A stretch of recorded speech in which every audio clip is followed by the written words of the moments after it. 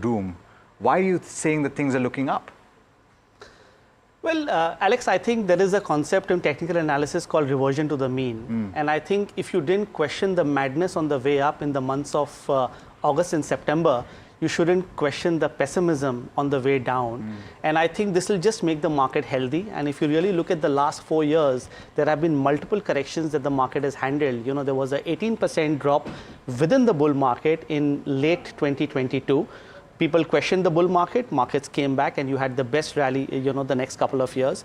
And I think the world continues to be in a strong bull market. We've had our own local headwinds, but chartically, I do believe that this entire fall that has happened, I think will just make the market a lot more stronger. And on the longer term charts, I really don't see a concern. So this is not the time to throw in the towel and be negative on markets.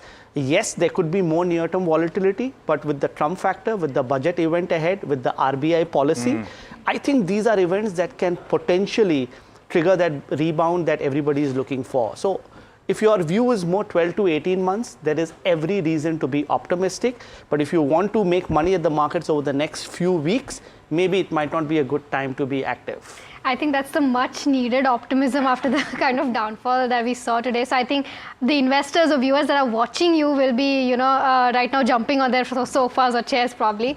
Kush, do you also affirm to the view that Gautam has? I do. In fact, I remember it was Wednesday when we had the closing show, and you know that's when I first time said that there's a good possibility that a near-term bottom is in place. And I'm not saying that the worst is over and this downfall is completely done and dusted, but I'm saying there's a possibility that we could revive from here, maybe extend this short covering rally that we saw on Wednesday and Thursday.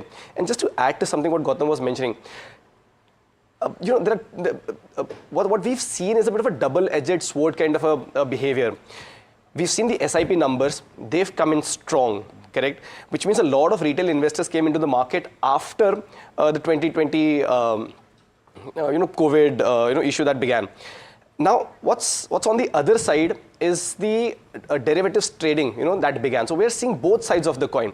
Now, what's happened with that is a lot of investors, even traders for that matter, have not seen a longish period of correction, what we call as time correction, right? Every time the market dipped, you know, about 2%, 3%, 5%, you saw a revival almost immediately in the next 2, 3, maybe 4 sessions.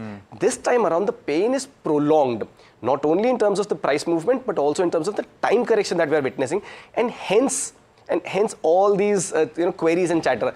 I do believe, if you believe in the nature of cyclicality of things, this is a blip, maybe an extended one from what everyone